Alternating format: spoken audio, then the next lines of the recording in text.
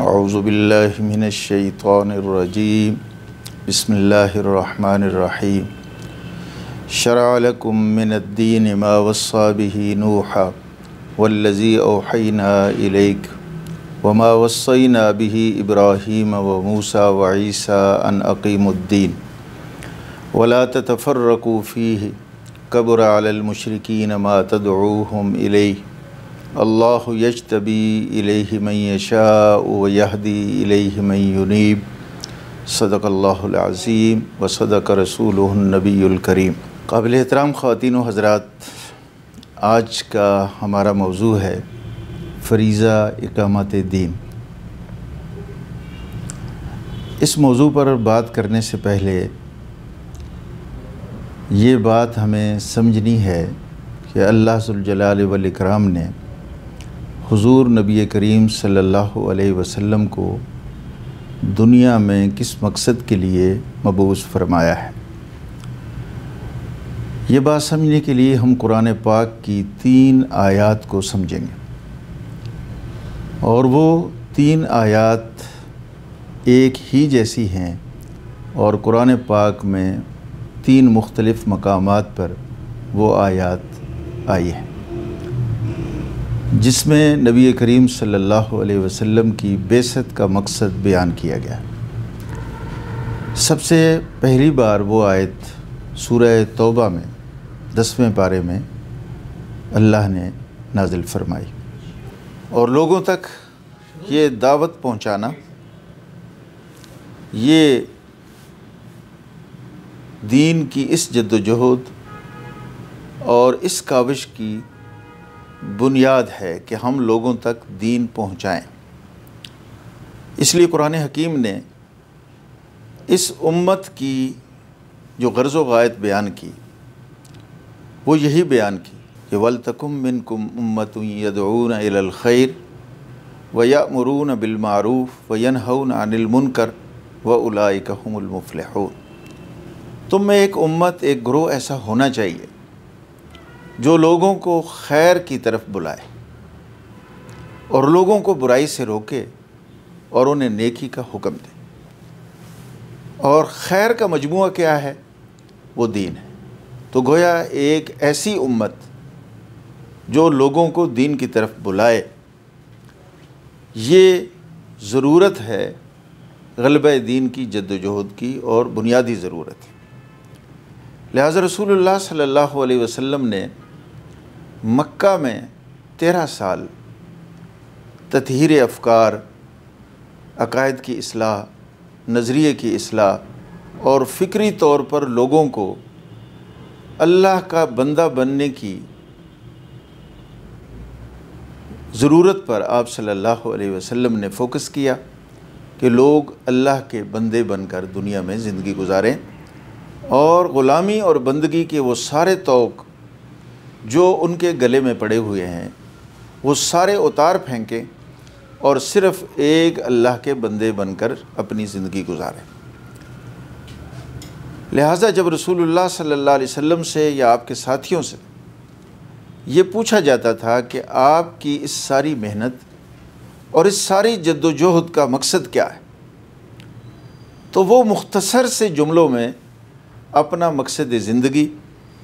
اس کو بیان کرتے تھے اور کہتے تھے اخراج العباد من عبادت العباد الی عبادت رب العباد۔ ہماری ساری محنت اور جد و جہد کا مقصد یہ ہے کہ بندوں کو بندوں کی غلامی سے نکال کر بندوں کے رب کی غلامی میں دے دینا، یہ ہمارا نصب العین ہے، یہ ہمارا مقصد زندگی ہے، اور ہماری ساری جد و جہد کا محور اور مرکز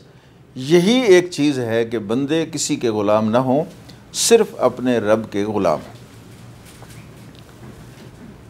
رسول اللہ صلی اللہ علیہ وسلم نے شرک کے خلاف جد و جہد کر کے یہ بتایا کہ شرک یہ ہے کہ آدمی اپنے رب کی اطاعت کرنے کے بجائے رب کے علاوہ کسی اور کی بندگی، غلامی اور اطاعت کرنے لگ جائے، یہ شرک ہے۔ یعنی شرک صرف یہ نہیں ہے کہ آپ بتوں کے آگے سجدہ ریز ہوتے ہیں، شرک صرف یہ نہیں ہے کہ کوئی قبروں کے آگے سجدہ کرتا ہے، وہاں جھکتا ہے، بلکہ سب سے بڑا شرک یہ ہے کہ آدمی اللہ کی ہدایات کے خلاف کسی اور انسان کی ہدایت کو قبول کر لے، اللہ کی رہنمائی کے بجائے کسی اور کی رہنمائی کو قبول کر لے، اور اللہ کے دین کے علاوہ کسی اور نظام کو اپنی زندگی میں پسند کر لے اور اسے قبول کرنے کے لیے تیار ہو جائے۔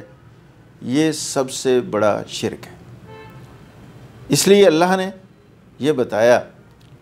کہ تمہاری یہ جو جدوجہد ہوگی غلبہ دین کی، یہ جدوجہد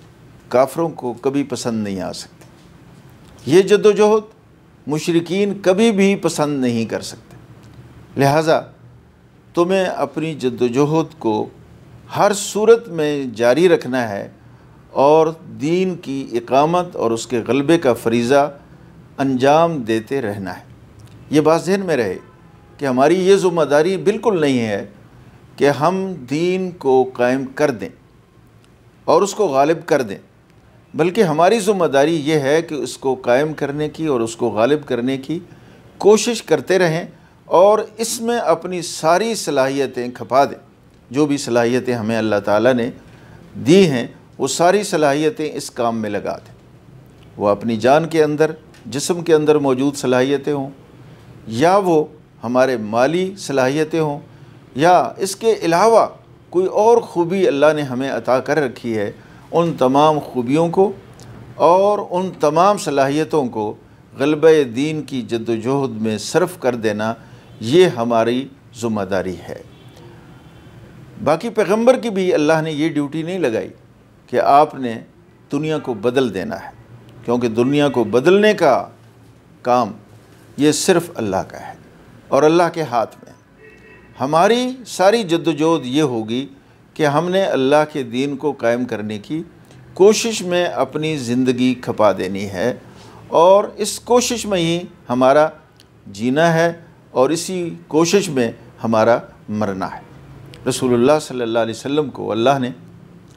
یہ بات اس انداز میں ارشاد فرمائی کہ اے میرے پیغمبر آپ کہہ دیجئے، ان صلاتی و نسکی و محیای و مماتی للہ رب العالمین، میری نمازیں، میری قربانیاں